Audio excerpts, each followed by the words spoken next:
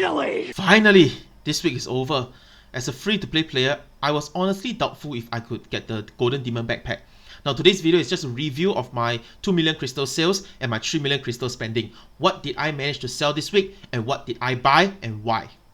So for day 1, since I have no sales, the only way to clear the Peri Peri title quest is to spend 200k. I spent it on Muspelheim 1 and Soul Stones because I wanted to up my Shadow Weapon and enchantments. I bought Muspelheim 1 because it was on a rising trend and this was before I knew anything about the change of mining rates. So in my head, I was actually just very afraid that the prices might go even higher due to the trend. Now day 2, I basically claimed 200k worth of miscellaneous stuff ranging from upgrading metals to Loy Krathong loots to fishing coins. The mentality is to just sell everything just to get the tax rebate up and the total transaction value up. Day number 3 is the same, just a bunch of miscellaneous mining stuff. I think at that time I was trying to push out the Glassheim update video, so I don't really have time to plan or to think. Day 4 is also the same, basically just, this one is just 200k worth of glowfish. I set the price to be one notch above the minimum price, I think it was 796, just to be greedy. Now at first this glowfish was meant for my own progression, but for the sake of the Golden Demon backpack I had to push for more sales. Still no time to plan due to the mining video. Day number 5 is basically the day where I did some rough calculations which included all my taxes, all the rebates, cashback, and I realized that, hey, fuck it, I can just claim everything because I got more than enough to just spend it all and claim the 5 million crystals. I think that day I was busy revamping the mining shit, so still, I had no time to plan or to think of what I wanted to buy.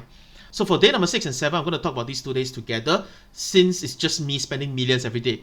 Now after looking at the mining rates, it seems that the new mining rate for upgrading metal 3 is down by roughly 10%. So on that day I was just thinking, will it impact the price by a lot? So I decided to just set my priority to be Upgrade Awakening 4 and 5.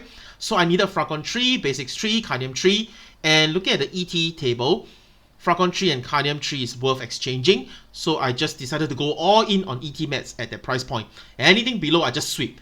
Basics 3 is not worth exchanging with ET mats and also not worth smelting, since the values are almost all negative in the smelting tab at this point, so I just bought them directly from the exchange. I also bought another batch of Muspelheim and Soul Stones because, like I said, I wanted to up my enchantments, I wanted to push for Shadow Weapon, and I think the prices dropped as well. So after hitting Upgrade Awakening 4, all 3 upgrading items were negative in the smelting sheet at current prices, so I think I just bought another 200 more Fracons and I decided to just push for Upgrade Awakening 5.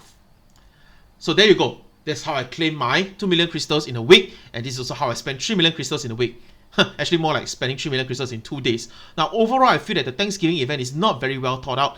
How is it possible that an event where the entire premise of this event is to thank and give back to its player base, hence Thanksgiving, can be so poorly designed that players can literally fail a 7-day event on day number 1 with no means of redemption or catching up at all? It just doesn't make sense. It doesn't make sense from a design standpoint where the developers can easily make the event longer such that players don't fail a 7-day event on the first day. And it also doesn't make sense from a financial standpoint because designing an event with no catch-up mechanic ruins your financial bottom line as well, right? You want players to screw up, that's fine. You set us up to fail, that's fine. But you want players to spend money when they fail to catch up, right? That's a win-lose situation in your favor. You win and we lose. Right now, this is a lose-lose situation. Nobody wins. If the player fails on day 1, no rewards for him, no extra money for you. This doesn't make sense, right? Is this really your idea of Thanksgiving? Now, not to sound like a complete unappreciative asshole, I do like the tax rebates and cashback, but I really hope events can be less punishing in the future. Alright, that's it. I'm completely exhausted. From the Loy Krathong event to the Glassheim update to the Thanksgiving event to the mining changes, this video is the 6th video in 2 weeks. I am not going to make another one regarding the gacha system. Long story short, got gacha, got hope. No gacha, no hope. More gacha, more hope. Less gacha, less hope.